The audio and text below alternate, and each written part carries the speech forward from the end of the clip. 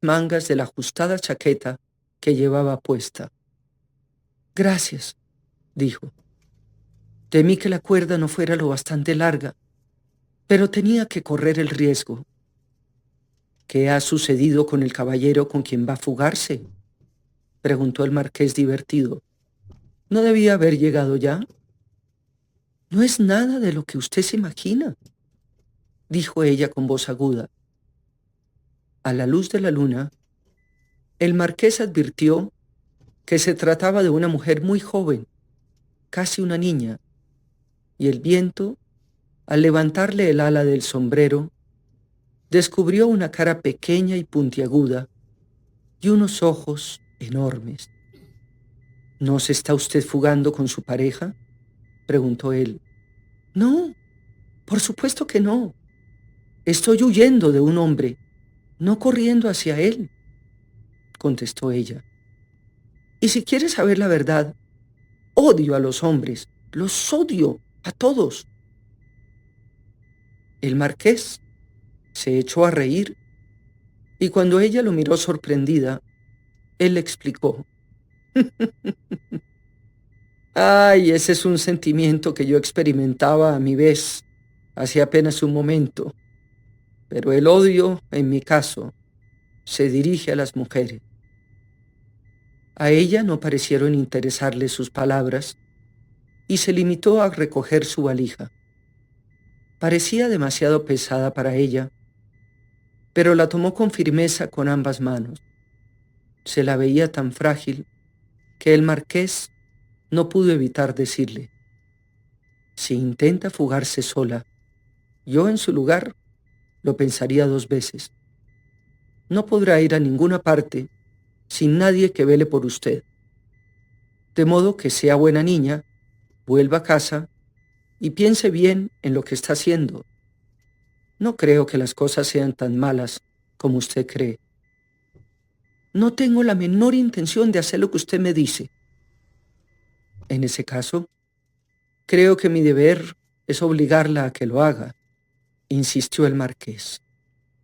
La joven lanzó un pequeño grito y soltó la valija, que fue a caer sobre un pie del marqués, y antes que él pudiera darse cuenta de lo que sucedía, ella había echado a correr por la calle con tal rapidez que las faldas se le levantaban y parecían volar tras ella. «Oiga, espere», gritó el marqués. «No es nada que me incumba. Deténgase, le digo». Levantó la valija antes de echarse a correr tras ella, pero en ese momento una sombra surgió al final de la calle y ella lanzó un grito de terror. Moviéndose rápidamente, sin soltar la valija, que por cierto era bastante pesada, el marqués llegó corriendo hasta ella. La joven forcejeaba con un hombre, uno de esos desarrapados que andan por las calles a todas horas del día y de la noche, con la esperanza de ganarse unos peniques deteniendo un caballo, o si la oportunidad se presentaba, arrebatando algún bolso de mano. «Ya la tengo, caballero, la atrapé», dijo el hombre, al ver que el marqués se acercaba. «¡Suélteme!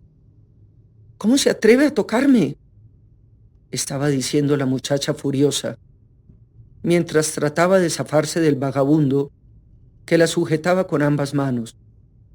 «Suéltela», dijo el marqués en tono autoritario. Sacó una moneda del bolsillo y la arrojó al suelo. «Ahora váyase».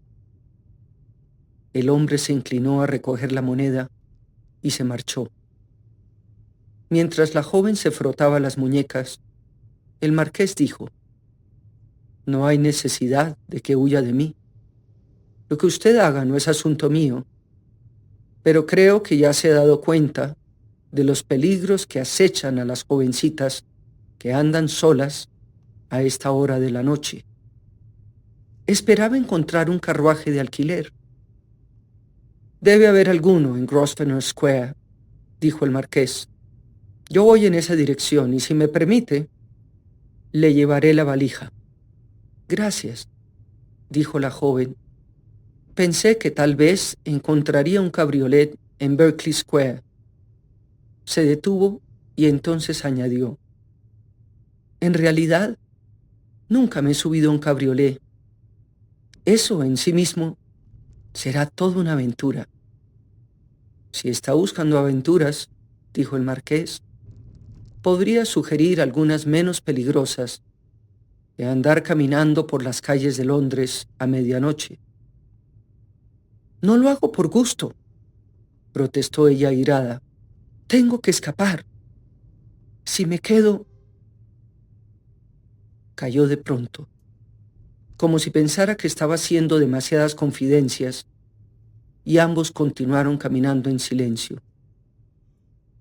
El viento que les dio en la cara al dar la vuelta por Carlos Place hizo estremecer al marqués y comprendió que ella estaría también temblando de frío. Debió haber traído un abrigo para cubrirse, le dijo.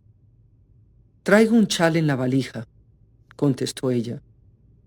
Pero no habría sido fácil bajar por la cuerda con algo sobre los hombros. No, por supuesto que no, pero es una forma un poco incómoda de salir de la casa. El lacayo de guardia se sienta en el vestíbulo, dijo la joven, como si pensara que él era muy tonto. Y supuse que si trataba de salir por la puerta de servicio, uno de los criados podía oírme. Otro lacayo duerme también en la despensa. Ya comprendo el problema en que se encontraba. Ella percibió la burla velada de su voz y dijo enfadada: Quizá a usted le parezca muy divertido, pero yo tuve que pensar las cosas con mucho cuidado. Y cuando creía que usted iba a arruinar mis planes, naturalmente, tuve que huir. Naturalmente, aceptó el marqués. Ahora todo lo que quiero es un carruaje de alquiler. ¿A dónde desea ir? Los cocheros no siempre están dispuestos a ir muy lejos a esta hora de la noche. Voy a Egipto. ¿A Egipto? El marqués repitió la palabra con asombro. ¿A Egipto? Voy a buscar a mi padre. ¿Y realmente intenta ir sola hasta allí? No hay nadie que pueda acompañarme, dijo ella. Y debo tomar un tren hacia Southampton lo más temprano posible, antes que mi tío descubra que he desaparecido. El marqués se volvió a mirarla con sorpresa. Al hacerlo, recordó repentinamente sus propios problemas y creyó haberles encontrado una solución.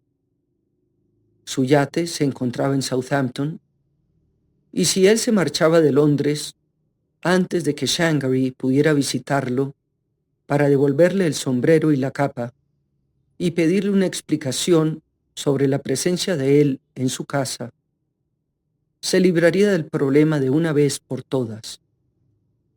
Si salía de Inglaterra, se dijo, los Shanghái tendrían que encontrar a algún otro tonto para que pagara sus cuentas. Los acreedores, era casi seguro, estarían presionándolos y no podrían esperar el regreso del marqués. Eso, pensó el marqués con una sensación grande de alivio, era exactamente lo que haría. Se embarcaría en su yate hacia el Mediterráneo inmediatamente, como había pensado hacerlo en un mes más. A nadie sorprendería su decisión. La temporada de caza había terminado. Había ya demasiado hielo para cazar. El dejar Londres en enero no provocaría especulación respecto a sus razones para hacerlo. Eso sería una dolorosa lección para Inés Shanghái, pensó el marqués con satisfacción. Maldita sea, eso es lo que voy a hacer, dijo en voz baja, y recordó de pronto que no estaba solo. ¿Dijo usted algo?, preguntó la joven que lo acompañaba. Estaba hablando conmigo mismo, contestó él. Habían llegado ya a Grosvenor Square y cuando el marqués miró hacia el lugar, cercano al jardín, donde casi siempre esperaba una larga hilera de coches de alquiler tirados por hambrientos y cansados caballos, no había en esta ocasión uno solo. Supongo que es ya demasiado tarde, murmuró a su lado la joven con visible nerviosidad. Eso me temo, reconoció el marqués, pero tengo una sugerencia que hacerle que tal vez resulte útil para usted. ¿Cuál es? Yo mismo voy a salir de Londres hoy en la mañana, dijo. También me embarcaré en Southampton y tengo que averiguar el horario de los trenes. Se detuvo mientras hablaba porque habían llegado a su casa. Pero un momento después continuó diciendo, la línea directa, como supongo que usted sabe, sale de Nine Elms, la estación anterior a Clapham Junction. Si me espera mientras consulto horarios en la guía Bradshaw, creo que mis lacayos podrían conseguirle un carruaje que la llevara a la estación. ¿Por qué no puedo ir con usted?, preguntó la muchacha. El marqués la miró y a la luz de la luna, que había salido de una nube en esos momentos, ella advirtió la sorpresa que expresaba el rostro de él. Lo siento, murmuró con humildad. Comprendo que no debía haber sugerido eso. Creo que es una sugerencia bastante sensata, contestó el marqués. Y perdóneme por no haberla hecho yo mismo. Sucede que no me encuentro a menudo a jovencitas que desean viajar a Egipto. Estoy muy acostumbrada a viajar, dijo la muchacha casi con agresividad. Así que no necesita preocuparse por mí. No, no me preocupo. Pero si de algo le sirve mi compañía, me sentiré encantado de que vayamos juntos hasta la estación. El marqués se acercó a la puerta de entrada de su casa. Se trataba de una impresionante mansión y la joven lo miró dudosa antes de decir, supongo que no debería entrar con usted sola. Si le preocupa hacer algo incorrecto, contestó el marqués, no veo mucha diferencia en salir de su casa deslizándose por una cuerda. Y si se siente nerviosa respecto a mis intenciones, debo decirle que me apegué estrictamente a la verdad cuando le aseguré hace un momento que odio a las mujeres. Como yo odio a los hombres, dijo ella, y el marqués no pudo menos que notar que se veía muy atractiva al sonreír. Entonces, estamos de acuerdo en ese sentido, aunque no lo estemos en otros aspectos, dijo el marqués. Creo que sería mejor que entrara, en lugar de quedarse aquí afuera, soportando el frío y exponiéndose a contraer una pulmonía. Gracias, contestó ella con dignidad. En realidad, estoy helada. El marqués llamó a la puerta, que el lacayo de guardia abrió casi en el acto. Al lacayo le sorprendió ver a su amo sin sombrero y sin capa, llegando aparentemente a pie, con una valija en la mano. El marqués le entregó la valija. Quiero bebidas calientes, James, y algo de comer. Haz que lleven todo a la biblioteca, ordenó. Y dile a Hickman que vaya a verme allí. Muy bien, milord. El marqués cruzó el vestíbulo y abrió la puerta al fondo. La joven lo precedió y entraron en una amplia biblioteca que daba al jardín de la parte posterior de la casa. Ardían varias luces en la habitación y el lacayo subió la intensidad del gas. La lujosa biblioteca cómodamente amueblada, tenía todas las paredes tapizadas de libros. El marqués se dirigió a su escritorio y abrió varias gavetas antes de encontrar lo que buscaba. Después se acercó a la chimenea, frente a la cual se había puesto la joven de cuclillas, extendiendo las manos hacia el fuego. Fue muy tonto de mi parte no haber traído un abrigo, dijo ella. Ahora que lo pienso, podría haberlo arrojado por la ventana, junto con mi valija. Como la valija estuvo a punto de caerme encima, replicó el marqués, el abrigo, sin duda alguna, me hubiera caído en la cabeza. Qué deprimente hubiera sido para mí verme de pronto en el suelo, bajo sus pesados pliegues. Yo no esperaba que nadie pasara por la calle a esa hora. Ella levantó los ojos y él observó que no se había equivocado al pensar que se trataba de una chica muy bonita. Sus enormes ojos, de un gris oscuro, parecían llenar toda su cara. La joven se veía muy esbelta y frágil también al fulgor de la chimenea. Ahora creo que debemos presentarnos, dijo el marqués. Confieso que me siento curioso sobre la razón que la impulsa a emprender este viaje tan arduo y peligroso, completamente sola. Me llamo Shikara Bartlett. ¿Shikara?, repitió el marqués. Es un nombre que nunca había oído antes. Es un nombre indio, explicó ella. Mi padre se encontraba explorando ciertas regiones de la India poco antes de que yo naciera, y según solía decirme mamá, él decidió ponerme un nombre de ese país porque le pareció atractivo. ¿Su padre es explorador? No, es arqueólogo. Ah, por supuesto, exclamó el marqués.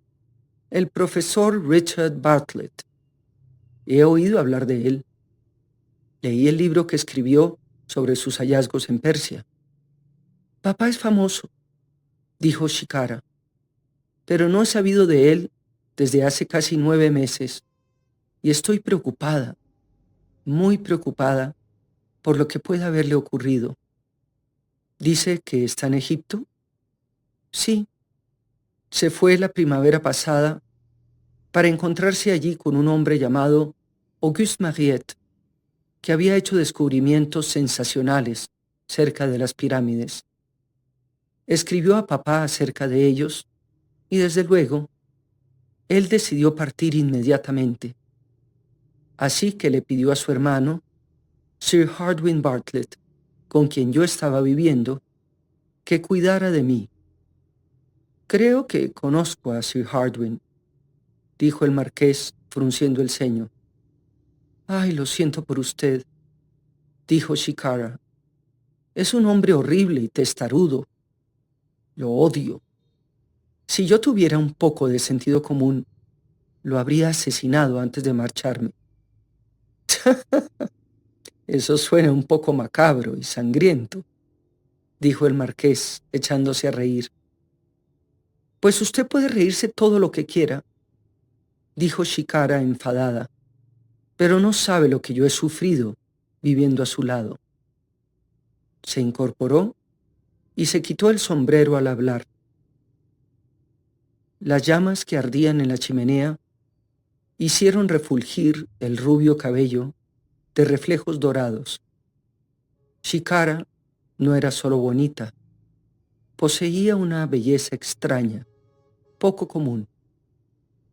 Sin importar cómo sea su tío, dijo él, creo que es bastante drástico huir como lo está haciendo. Ignora las dificultades que le esperan sin tener a nadie que la proteja. Ninguna dificultad sería peor que la de tratar de convencer al tío Hardwin de que no tengo la menor intención de casarme con Lord Stroud. ¿Stroud?, exclamó el marqués. ¿Es miembro de mi club? pero es un hombre muy viejo. 44 años para ser exactos. Pero tío Hardwin piensa que él influiría favorablemente en mí y me controlaría. Y como tío Hardwin es mi tutor, dice que yo no tengo voz ni voto en el asunto y que debo obedecerlo. Estoy de acuerdo con usted.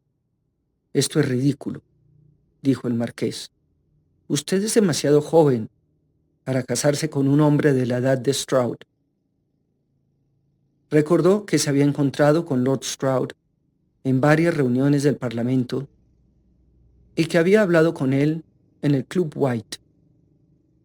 Le había parecido siempre un hombre aburrido, listo para hacer largos discursos sobre cualquier tema y para imponer su opinión como si fuera la ley misma, sin dignarse siquiera escuchar lo que pensaban los demás. ¿Sabe? El problema es que yo soy heredera, dijo Shikara en tono confidencial. El marqués enarcó las cejas y ella continuó diciendo: yo sé que es vulgar hablar de dinero, pero estoy segura de que ni Lord Stroud ni ninguno de los otros hombres que me han estado persiguiendo tan ardientemente tendrían tanto interés en mí si tío Hardwin no les hubiera hecho saber que seré muy rica al cumplir la mayoría de edad. Yo creo en la verdad, que tal vez está menospreciando sus atractivos personales, dijo el marqués sonriendo. Supongo que eso me convierte en un prospecto más codiciable. Tal vez los hombres buscan a una mujer bonita y con dinero y huyen de la que es pobre y fea. Sé muy bien que todos ellos son lo bastante codiciosos como para querer echar mano de las 100,000 libras que mi madre me dejó al morir. Es una fortuna bastante considerable, reconoció el marqués. Eso piensan ellos, dijo Shikara, pero no voy a casarme con ninguno, pese a lo que tío Hardwin pueda hacerme. ¿Qué quiere decir con eso? Ha amenazado con pegarme, con encerrarme en mi cuarto a pan y agua. Ha empleado cuanta amenaza se le ha ocurrido, pero yo no cederé, aunque me mate. Habló con tanta violencia que el marqués no pudo menos que sonreír. Aquella joven pequeña y frágil rugía como una tigresa. El marqués comprendió que cometería un grave error si se dejaba involucrar en los problemas de Shikara. Una cosa era defender a una jovencita que le había caído literalmente del cielo, y otra muy distinta, ayudar a una heredera a escapar de su tutor legal. Pero sin duda alguna tendrá otros parientes a cuya ayuda puede recurrir, ¿no? Preguntó él de manera tentativa. Si me aceptaran, lo dudo mucho. Ninguno se atreve a oponerse a los deseos de tío Hardwin. Él es la cabeza de la familia. Mi papá ha dicho siempre que sería más fácil mover el peñón de Gibraltar que hacer a tío Hardwin cambiar de opinión. Se detuvo un momento y continuó después en voz baja. Está decidido a que me case con Lord Stroud, pero yo lo detesto. Antes me dejaría tocar por un reptil que por él. Entiendo eso, reconoció el marqués. Al mismo tiempo, el marqués decidió de pronto que no debía discutir con Shikara. Debía dejar bien sentado que los problemas de ella no le interesaban y que no se dejaría involucrar por ellos. Abrió la guía Bradshaw que tenía en la mano, dio vuelta a las páginas y después de un momento dijo: veo que aquí hay un tren rápido que sale de Nine Elms a las 7 de la mañana. Llega a Southampton a las 9:50. Eso significa que tendríamos que salir de aquí a las 6. ¿No hay uno más temprano?, preguntó Shikara. Las doncellas se levantan a las 5:30, y alguna podría ver la cuerda colgando de mi ventana. Hay uno a las 6:30, dijo el marqués, con los ojos fijos en la guía. Pero no llega antes a Southampton, ya que se detienen todas las estaciones del camino. Entonces, supongo que tendré que arriesgarme. No parece probable que tío Hardwin me busque aquí. Me parece muy improbable, reconoció el marqués. Y tampoco creo que él se imagine que irá conmigo en mi carruaje. Tiene mucha razón, contestó ella. Gracias. Eso es lo que me gustaría hacer. La puerta se abrió y el valet del marqués entró en la habitación. ¿Me llamaba milord?, dijo con voz reposada, como si le pareciera lo más usual del mundo que el marqués lo despertara a la medianoche. Sí, Hicknet, contestó el marqués. Nos marchamos a Southampton a las 6 de la mañana. Vamos a embarcarnos en el yate. Prepara mi equipaje. ¿Clima frío o caliente, milord? Es posible que vayamos al Mediterráneo, o tal vez a Marruecos. Muy bien, milord. Como considero innecesario despertar a la señora Kingdom, dijo el marqués, tú me harás el favor de conducir a la señorita a uno de los dormitorios donde pueda lavarse y arreglarse un poco. He pedido bebidas calientes y algo de comer. Supongo que lo estarán preparando, ¿no? El cocinero ha sido notificado, milord, contestó Hicknet. Y usted necesitará un refrigerio para el viaje. ¿Debo ordenar una cesta o dos? El marqués titubeó un momento y después dijo: 2 cestas, Hicknet. La jovencita debe preferir, estoy seguro, viajar en el vagón reservado a las damas. Muy bien, milord. Hicknet esperó y Shikara, que llevaba el sombrero en la mano, se le acercó. Pídale a Hicknet cualquier cosa que desee, dijo el marqués.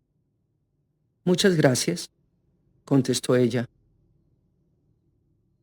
Cuando se quedó solo, el marqués se puso a mirar el fuego y sus pensamientos volvieron inmediatamente a su propio problema.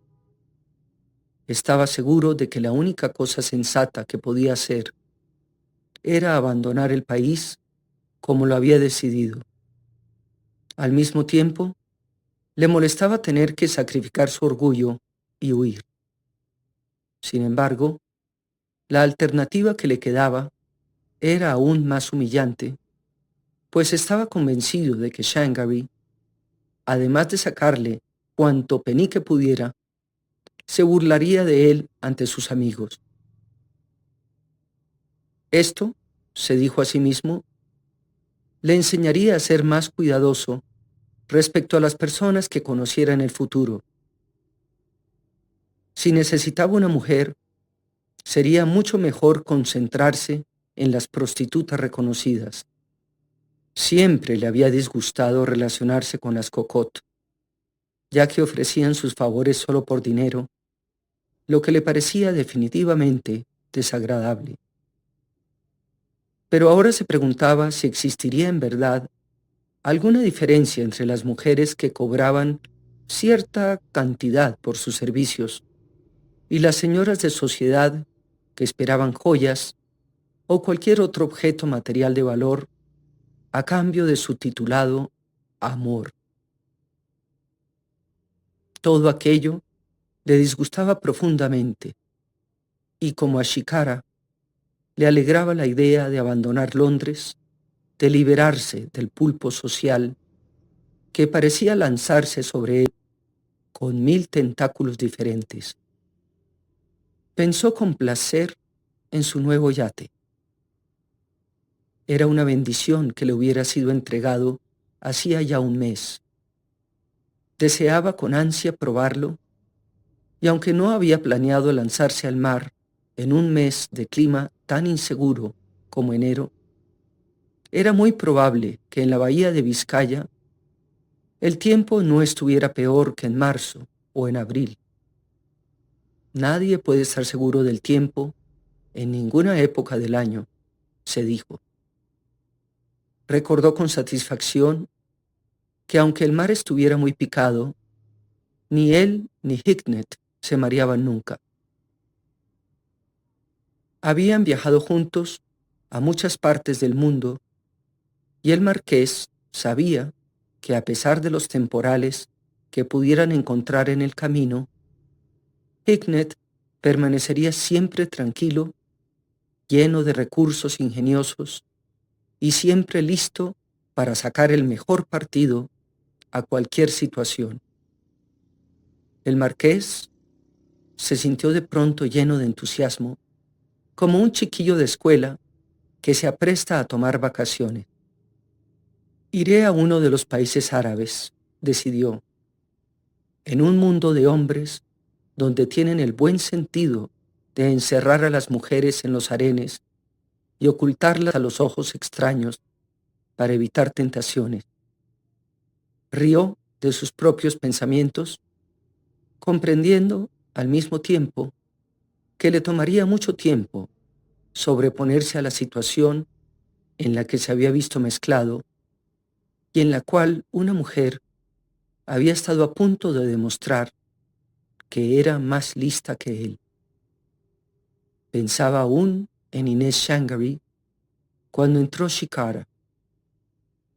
Se había quitado la chaqueta y llevaba ahora un chal sobre los hombros, sobre una blusa de muselina adornada de encajes.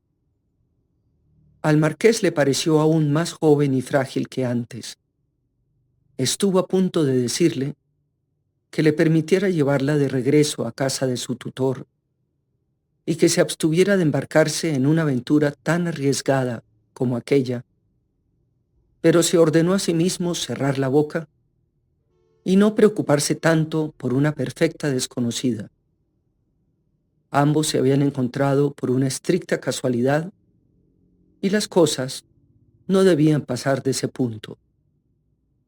Después de que ella entró en la habitación, la siguieron dos lacayos que colocaron una mesa junto al fuego.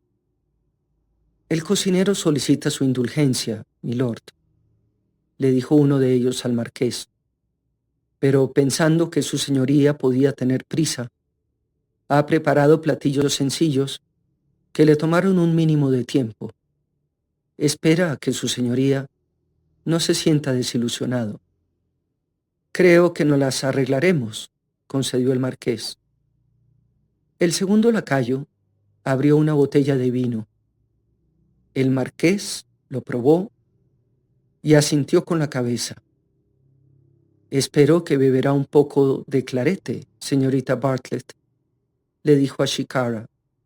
Le quitará el frío y le dará fuerzas para el viaje. En realidad, tengo mucha hambre, confesó Shikara. Tuve una terrible discusión con el tío Hardwin antes de cenar y me negué a sentarme a la mesa con él. Desde luego, él no iba a permitir que nadie me enviara algo de comer a mi cuarto. Ahora puede comer lo que desee, sugirió el marqués, notando con satisfacción que a pesar de las disculpas del cocinero, había un número considerable de platillos en la mesita lateral que instalaron los lacayos. Eran tantos los manjares, en realidad, que mucho antes de llegar al último platillo, Shikara declaró que no podía comer más. Hicknet se encargará de que lleve consigo una cesta de comida del viaje a Southampton, dijo el marqués, y como llegaremos temprano, sin duda alguna encontrará algún barco que salga durante el día. Me temo que la guía Bradshaw no contiene horarios de barcos. Encontraré uno, dijo Shikara llena de confianza, y una vez que esté en alta mar, me sentiré libre de verdad del tío Hardwin. ¿Le tiene miedo? Usted no parece el tipo de persona que le tema a nadie, ni a nada. En realidad sí, me asusta. Es tan imponente. Y cuando dice que me pegará si no me caso con Lord Stroud, sé que lo dice en serio. Su padre no aprobaría eso, seguramente. No, por supuesto que no. Papá es la persona más bondadosa que puede imaginarse. Sonrió y había cierta tristeza en su sonrisa. Por desdicha, prosiguió, se olvida con frecuencia de que existo cuando se emociona con alguna mujer que encuentra en una tumba y que vivió hace 3000 años, o con algún animalito tallado que ha perdido una pata, además de la cabeza. El marqués sonrió. Eso debe ser un tanto desalentador, pero es el precio que una hija tiene que pagar por tener un padre tan famoso. Solo me gustaría saber qué le ha sucedido, dijo Shikara. Escribí a Monsieur Mariette, pero creo que no ha recibido mi carta. Y tío Hardwin dice que está seguro de que papá ha muerto. ¿Cómo puede estar seguro de eso? Porque papá me escribía siempre, cuando menos una vez al mes. Nunca fallaba, como le escribía a mi mamá cada semana, cuando la dejaba para irse a explorar. Supongo que su madre ha muerto, ¿no? Sí, hace 3 años. Sé que si estuviera viva, no permitiría que el tío Harwood me obligara a casarme con alguien a quien no amo. Pero yo pensé que usted odiaba a los hombres, comentó el marqués. Sin embargo, parece que espera llegar a amar a alguno. Jamás amaré a ningún hombre, dijo ella con decisión. Los odio cuando tratan de dominarme. Y los odio también cuando adoptan esa expresión estúpida de borregos moribundos y tratan de tocarme. Lanzó un leve suspiro. Ay, cuando le dije eso a tío Hardwin, aseguró que yo no era un ser normal. Pero no veo por qué tiene una que mentir acerca de sus propios sentimientos. Y los hombres me disgustan, todos ellos. Supongo que debía sentirme ofendido cuando dice eso, murmuró el marqués. Ella lo miró y él se dio cuenta, para su propia sorpresa, de que lo estaba considerando como hombre por primera vez. Pero usted, entiendo que es diferente. Usted ha dicho que odia a las mujeres, replicó ella. Si tratara de dominarme o me mirara con ojos de borrego moribundo, lo odiaría también. Tendré buen cuidado de no hacer ninguna de las dos cosas. Ahora se está burlando otra vez de mí, dijo Shikara con voz acusadora. Pero como no nos volveremos a ver, una vez que lleguemos a Southampton, no veo razón alguna para no decirle la verdad. Y yo prefiero la verdad, en tales circunstancias. Ella puso el brazo sobre la mesa y apoyó la barbilla en la mano. Levantando el reflexivo rostro hacia el marqués, le dijo, en su caso, no creo que hable en serio. Tengo la impresión de que está acostumbrado a que las mujeres revoloteen en torno suyo. Por eso le aburren. Creo que es demasiado perceptiva y me hace sentir incómodo. Es cierto, ¿verdad? Me doy cuenta de que es muy rico. Y como tiene un título, las mujeres deben correr detrás de usted como una jauría de perros hambrientos. Es horrible si lo piensa con detenimiento. ¿No lo quieren en realidad? Anhelan sus posesiones. Es usted demasiado joven para ser tan escéptica. No, yo no soy escéptica, replicó Shikara. Prefiero la verdad. Pocas personas se atreven a decirla. Mi papá dice que al hacerlo, mete a la gente en dificultades, pero me imagino que él habla de cosas que sucedieron hace siglos y que tiene muy pocas personas con quienes discutir al respecto. Aunque todo lo que yo digo provoca una discusión inmediata con cuanta persona me rodea. Si es tan franca con ellos como conmigo, dijo el marqués secamente, no me sorprende en absoluto. Siento mucho haberlo ofendido, dijo Shikara en tono de disculpa. Después de todo, debo darle las gracias por haber cuidado de mí, y le estoy en verdad muy agradecida porque me va a llevar a la estación. En aquel momento, Shikara miró el reloj. ¿No debíamos estar ya preparándonos? No hay prisa, contestó el marqués. Y francamente, me preocupa mucho que vaya a soportar el frío sin un abrigo. Tiró de la campanilla al hablar y casi en el acto apareció un lacayo.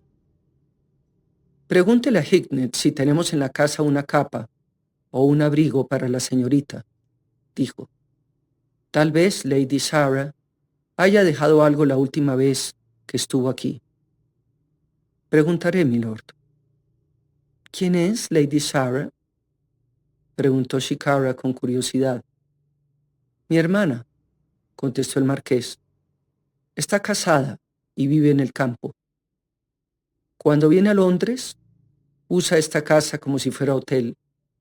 Casi siempre deja una gran cantidad de cosas suyas detrás de ella, algunas de las cuales guardamos hasta que regrese.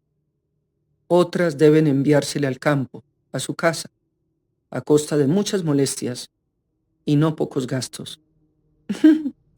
Esperemos que su hermana haya dejado algo útil esta vez, contestó Shikara riendo. Un poco más tarde, apareció Hicknet con una capa de terciopelo negro, forrado con piel de Marta Cebellina. Esto es lo único que pude encontrar, milord. Es la capa que milady usa cuando va al teatro. Creo que es precisamente lo que se necesita, dijo el marqués. Shikara lanzó una pequeña exclamación. Debe ser un abrigo muy costoso.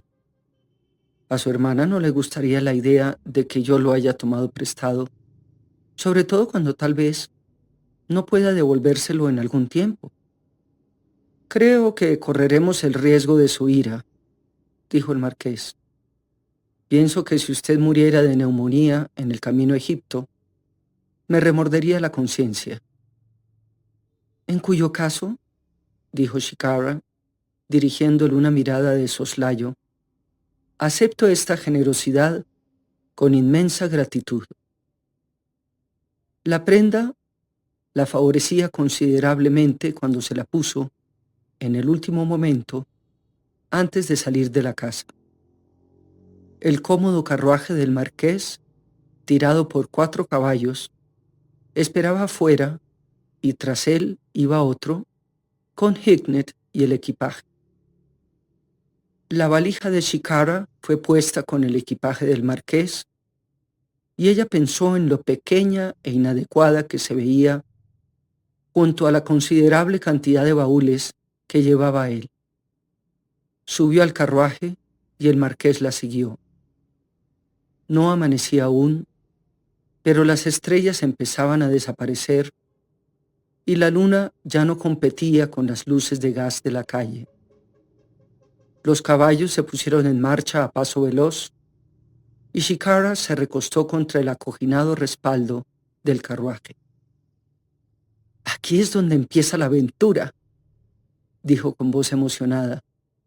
Y creo, sí, estoy segura de que he escapado. Sin embargo, llevo los dedos cruzados, lo cual es siempre una buena precaución. Muy sabio de parte suya, exclamó el marqués con voz burlona. Capítulo 2. Sentada en el trepidante vagón del ferrocarril, Shikara pensó con satisfacción que había logrado evadir al tío Hardwin y era libre al fin. Al mismo tiempo, pensó que no se sentiría realmente segura hasta encontrarse en el barco que tomaría en Southampton rumbo a Egipto.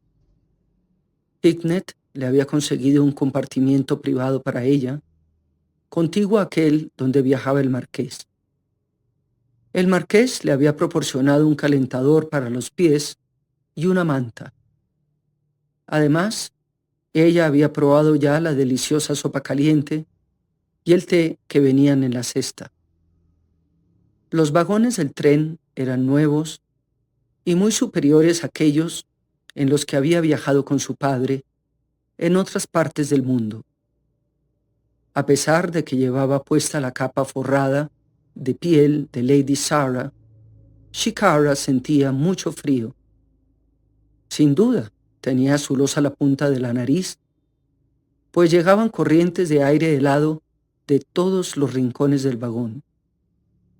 Se había quitado el sombrero antes de llegar a la estación Nine Elms y se cubrió la cabeza con la capucha de la capa.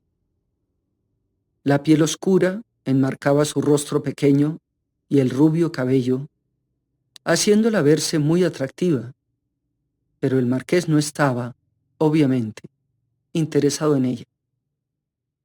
Hicknet se encargará de que disponga de cuanto necesite, le había dicho, dirigiéndose a su propio compartimento. Shikara había tratado de pagarle a Hicknet los 20 chelines que costaba el billete de primera clase para Southampton, pero Hicknet movió de un lado a otro la cabeza.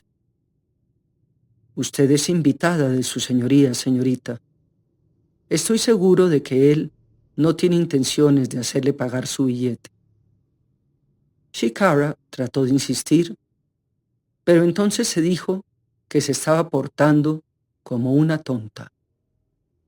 Necesitaba hasta el último penique que llevaba en la bolsa de mano y sabía que cuando llegara a Southampton tendría que vender una de las joyas que había heredado de su madre para poder continuar el viaje. El costo del pasaje en el barco que la llevaría a Alejandría debía ser muy alto y solo llevaba en efectivo en la bolsa unos cuantos soberanos. Cuando se encontró sola en el vagón de ferrocarril, abrió la valija y sacó el joyero que llevaba consigo. Comprendió entonces que había corrido un riesgo absurdo al poner todas sus joyas en la valija que dejó tras ella en la calle cuando salió corriendo para huir del marqués. Si hubiera perdido su equipaje, se habría visto obligada a volver a la casa de su tío, quien, sin duda alguna, la hubiera castigado por su intento de escapar. Abrió el joyero y contempló con satisfacción las perlas, los brillantes, rubíes y zafiros que reposaban dentro de los pliegues de terciopelo. Su padre había sido siempre un marido generoso y tal vez para calmar su conciencia, por dejar tan frecuentemente sola a su esposa, trataba de compensarla con regalos costosos. Shikara contempló las joyas y pensó que podía nombrar los países que representaban. Los rubíes habían sido traídos por su padre de la India cuando su madre permaneció en Inglaterra esperando el nacimiento de Shikara. Estaban montados con esmero con pequeños brillantes y perlas en un fondo de mosaico esmaltado que los artesanos de la India habían empleado en la joyería fina desde hacía muchas generaciones para los príncipes de Raiput. Shikara observó las otras joyas. Su padre había comprado las perlas en Persia, los zafiros en Ceilán y los ópalos en Turquía. A ella no le gustaban los ópalos. Tenía la superstición inglesa de que traían mala suerte, pero le encantaban, en cambio, las turquesas procedentes de diversas regiones del oriente. Venderé uno de los broches, decidió. Seleccionó una medialuna con grandes brillantes blancos, azulosos, que sin duda le proporcionaría suficiente dinero para sobrevivir varios meses. Debido a que lo consideró más seguro, prendió los broches en el interior de su abrigo y se colgó varios collares alrededor de la garganta, bajo el cuello de encaje blanco de su blusa. Los brazaletes resultaban más difíciles de ocultar, pues se notarían perfectamente en sus muñecas. Por ello, los envolvió en un pañuelo y los puso con otros objetos en su bolsa. Ahora, si pierdo mi valija, pensó, tendré de todos modos mi fortuna conmigo. Como había estado moviéndose y quitándose la capa forrada de piel, empezó a temblar de frío. Abrió la cesta y comió algunos de los deliciosos emparedados que contenía, bebiendo un poco más de té caliente. En Woking, la primera parada, Hignett llegó a preguntarle si necesitaba algo. «Tengo todo lo que necesito, gracias», repuso Shikara con una sonrisa. «Está haciendo mucho frío, señorita». «Me alegro de disponer de la frazada y, desde luego, del abrigo de Lady Sarah», dijo ella. «Por fortuna va hacia regiones cálidas y pronto estará calentándose bajo el sol, señorita. Aunque estoy seguro de que nosotros llegaremos antes que usted, por decirlo así, en el nuevo yate de su señoría». Shikara pareció interesada y Hignett le explicó. «Es el yate más nuevo y rápido que hay actualmente en toda Inglaterra. Se llama Caballo de Mar. No me avergüenza decirlo, señorita, pero estoy realmente ansioso de navegar en él». «Lo comprendo perfectamente», dijo Shikara sonriendo. «Bueno, si no hay nada que pueda hacer por usted, señorita». «Nada, gracias. Pero cuando lleguemos a Southampton, le agradecería muchísimo que me consiguiera un carruaje de alquiler». «Su señoría me dijo que va usted a los muelles», dijo Hignett. «Pero si no hay un barco en la bahía, podría sugerirle que se instalara en el Hotel Royal Cumberland. Allí es donde su señoría se hospeda siempre, cuando tenemos que pasar una noche en Southampton». «Gracias. Iba a preguntarle, antes de despedirnos, cuál era el mejor hotel», le dijo Shikara. El conductor hizo sonar el silbato y Hignett se dirigió a toda prisa hacia su propio compartimento en la sección de segunda clase, donde viajaba con todo el equipaje. «Es un hombre muy sensato», se dijo Shikara. «Cómo quisiera que papá encontrara a una persona como él para cuidarlo. Aunque no hiciera otra cosa, al menos le recordaría que debía escribir a casa». No creía que su padre hubiera muerto, aunque era muy extraño que no hubiera escrito en tanto tiempo. Pero ella sabía mejor que nadie hasta qué punto podía concentrarse su padre en alguna nueva excavación o en el descubrimiento de una antiguaya, como la llamaban los arqueólogos en son de broma. En esas ocasiones se transportaba literalmente al pasado. Con frecuencia se pasaba un día completo sin comer, sin pensar para nada en sí mismo.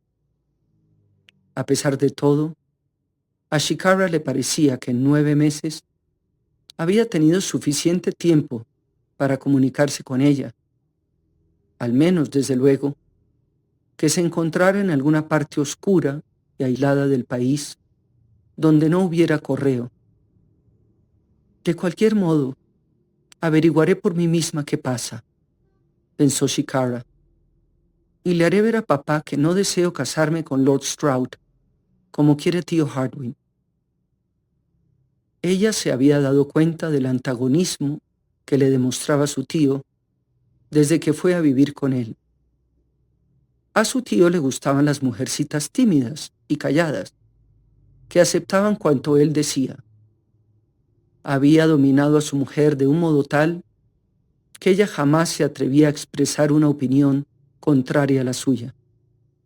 Shikara, que estaba acostumbrada a discutir con su padre y a hablar de temas de los que su tío no sabía absolutamente nada, no podía resignarse a ser la criatura tonta y callada que él deseaba que fuera. Por ese motivo, él había tratado de oprimirla y de someterla por todos los medios a su alcance, y poco le faltó para recurrir a la violencia física, ya que en ocasiones estuvo a punto de pegarle. A Shikara le había sorprendido mucho que Lord Stroud pidiera su mano. Él visitaba con frecuencia la casa, pero ello se debía a que era amigo de su tío, y aunque parecía buscar la compañía de ella en las recepciones en las que coincidían y varias veces en los bailes, se había ofrecido a llevarla al comedor a la hora de cenar y jamás lo había considerado como un pretendiente. Estaba convencida de que Lord Stroud no estaba interesado en nadie más, pero percibió con enorme sorpresa cuando su tío le dijo que Lord Stroud había pedido su mano. ¿Casarme yo? ¿Y con Lord Stroud?, había exclamado Shikara estupefacta. No me casaría con él, aunque fuera el último hombre sobre la tierra. Te casarás con él, insistió su tío, porque es el tipo de marido que te disciplinará y controlará tu naturaleza voluble e irresponsable. Además, tiene una posición y un título que cualquier mujer se sentiría orgullosa de compartir. Cualquiera menos yo, había dicho Shikara. No estoy interesada en los títulos, ni dispuesta a casarme con un hombre que es lo bastante viejo para ser mi abuelo. Había visto la furia reflejada en el rostro de su tío. Un momento después, se estaban gritando uno al otro, y Shikara desafiaba a Sir Hardwin con una violencia que disimulaba con efectividad el temor que sentía. Pero era evidente que su tío había decidido de un modo irrevocable que ella aceptara a Lord Stroud por marido.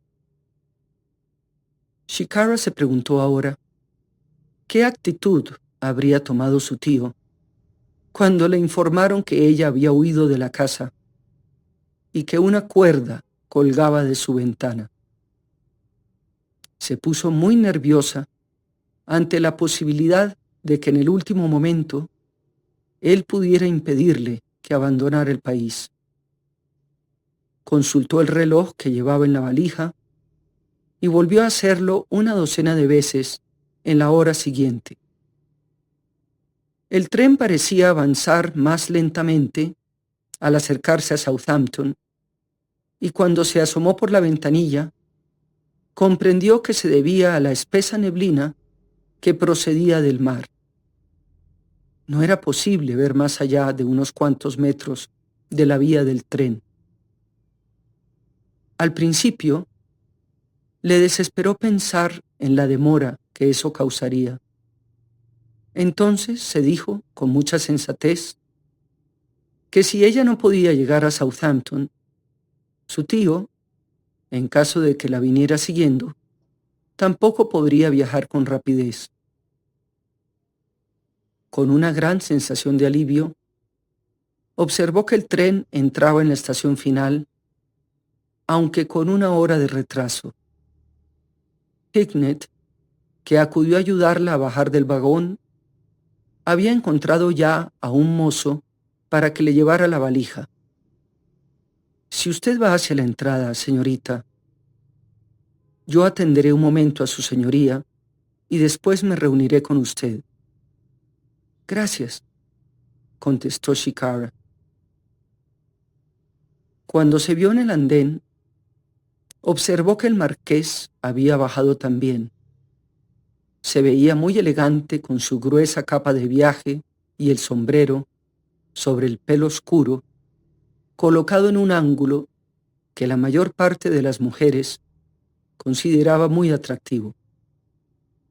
Pero Shikara estaba pensando solo en sus propias dificultades y observó, cuando él llegó a su lado, que fruncía el ceño ligeramente al verla. No hay posibilidad, supongo, de que se haya arrepentido y decidido volver a Londres, murmuró el marqués, casi a modo de pregunta. No, ni la más remota. En cuyo caso, debo desear a usted buen viaje, señorita Bartlett, y espero que cuando llegue a Egipto encuentre a su padre en buenas condiciones de salud. Muchas gracias, muchísimas gracias por traerme hasta aquí. Le estoy muy agradecida. Le he ordenado a Hicknet que le consiga un coche de alquiler ahora mismo, dijo el marqués. Después podrá ocuparse de mi equipaje. Miró con aire desolado la valija de Shikara que llevaba el mozo. De nuevo, le doy las gracias, dijo ella haciendo una reverencia. Él levantó el sombrero mientras ella se alejaba. Hicknet tenía ya un carruaje esperándola. Le dije al cochero que usted va al Hotel Royal Cumberland, señorita, dijo Hicknet cuando ayudó a Shikara a subir al carruaje. Al ver que ella abría su bolso de mano, añadió: yo le daré la propina al mozo, señorita. Espero que tenga usted un muy buen viaje. Muchas gracias por todo, Hicknet. Shikara le sonrió al eficiente hombrecillo, y cuando el coche se alejó, casi sintió como si estuviera dejando atrás a un viejo amigo. Ahora sí estoy realmente sola, se dijo. Tan pronto como se alejaron de la estación, dio unos golpecitos para advertirle al cochero que debía llevarla primero al mejor joyero que hubiera en la ciudad. El marqués se dirigió en un carruaje de alquiler hacia la bahía, mientras Hicknet lo seguía en otro con el equipaje. Le había dado instrucciones al capitán de su yate para que estuviera listo para zarpar en cualquier momento que a él se le ocurriera. Ahora, al ver al caballo de mar, se dijo con placer que partirían apenas levantara la neblina. Subió a bordo, saludó al capitán y le comunicó sus planes. Después volvió a la población para comprar los libros, periódicos y revistas que podría necesitar durante el viaje.